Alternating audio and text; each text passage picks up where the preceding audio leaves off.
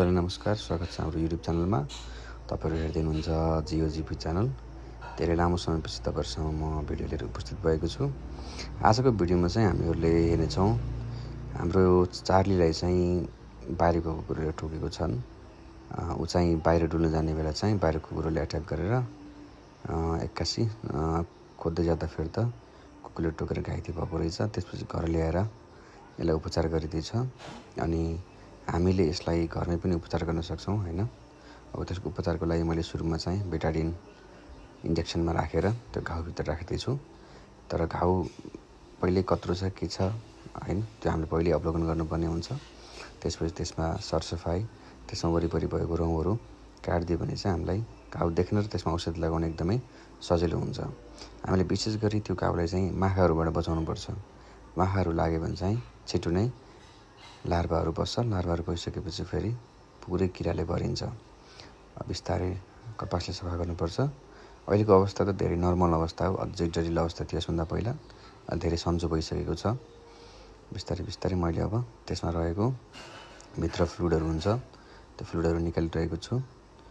अनि त्यसपछि यसमाथिबाट त्यो इन्जेक्सन जुन बेटाडिनको इन्जेक्सन थियो त्यसलाई चाहिँ मैले भित्र राख्छु। भित्र राखिसकेपछि चाहिँ भित्र भएको बाँकी रहेको फ्लुइड पनि बाहिर निस्किन्छ अनि सफा पनि हुन्छ। त्यसपछि बल्ल हामीले अरू कुराहरू प्रयोग गर्नेछौँ। अब यो कसरी लाग्यो कसरी टोक्यो भन्ने सोच्नु होला सबैले। यो सिजनको बेला चाहिँ मेल डग्सहरू चाहिँ बाहिर जान खोज्छ। बाहिर जाँदाखेरि चाहिँ अरू मेल डग्सहरूसँग लड्छन्। लडिसकेपछि यसै चोट लगाएर आउँछन्। त्यही भएर बेलैमा हामीले यिनलाई हेऱ्यो भने चाहिँ उपचार पनि हुन्छ।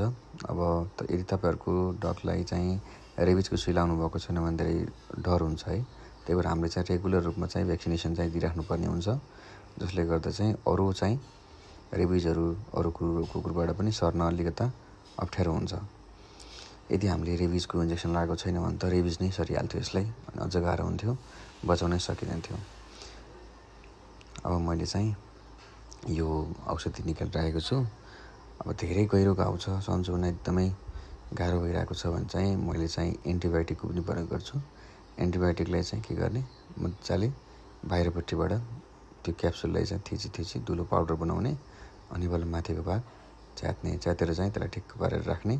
राखिसकेपछि सुरुमा चाहिँ यो बेटाडिन भित्र इनहेल गर्ने। भित्र पसालिसकेपछि चाहिँ इन्जेक्ट गरिसकेपछि चाहिँ हेर्नुहोस् है इन्जेक्ट गर्दा अर्कोतिरबाट पनि बेटाडिन निक्लिरहेको छ। यहाँ चाहिँ त्यति धेरै ठुलो घाउ भएको थियो जुन चाहिँ हामीलाई एकतिरबाट चाहिँ असम्भव जस्तो लागिरहेको थियो सन्चो हुन्छ कि हुँदैन भनेर।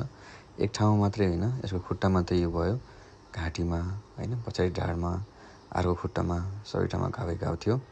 अलिकति त्यसलाई पोल्छ अनि पोल्ने बेला चाहिँ हामीले सकेसम्म एउटा साथी एकजना घरको मेम्बरलाई राखेर चाहिँ सहयोग मागेर लगाउनुपर्छ। किन भन्दा यति बेला एग्रेसिभ हुन सक्छन् हैन। पोलिराखेको हुन्छ नि त हामीलाई पनि घाउमा मलम लगाउने बेला कति पोल्छ त्यस्तै त हो यिनीहरूलाई पनि। अनि मैले चाहिँ बेटाडिन लगाइसकेपछि चाहिँ मैले अरू मेडिसिन चाहिँ दिन्छु। हेर्नुहोस् त कस्तो भएको छ। हेर्नु खुट्टा माथि उचालिरहेको छ पोलेर। तल पनि घाउ छ तल खुट्टामा, त्यहाँ पनि मेडिसिन राख्दैछु।